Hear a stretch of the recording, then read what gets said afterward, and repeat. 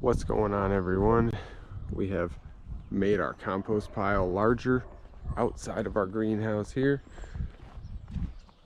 I was very interested to see how we fared our -10 temperatures. It is about 80 degrees in here right now, very humid. All of our systems are still running. It's been about a week since we had our last update when we got all this fired up. Everything's running great. We have life in here still. All of our plants are doing well. This reflective backdrop of Mylar is working wonderfully. We've got some of our broccoli. You can see where it got a little bit of damage on it, but we've got broccoli started. All of our cabbage doing wonderfully. All of our kale. Some beautiful heads of lettuce in there. Our fan's running, water's running.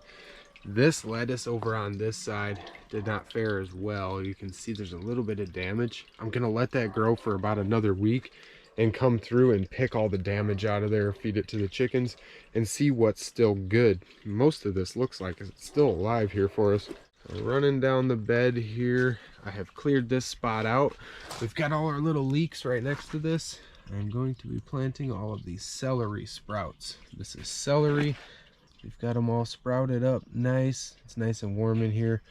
We will plant them all throughout this little spot here.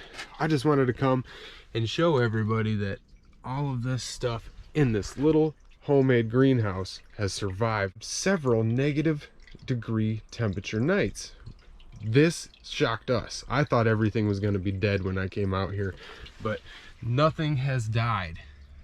All of our plants, we've even planted some more stuff out here. We've got a little bit of parsley we planted. We pulled it from inside, planted it out here. I'm just trying to make this a quick little update here. All of our plants in here, all of our systems, our little heat sink, which is very warm. All of this, everything's working well for us. Everybody stay tuned as we're going to continue to bring updates for our little DIY greenhouse and winter grow here. Don't forget to like, share, and subscribe. Thank you guys for watching.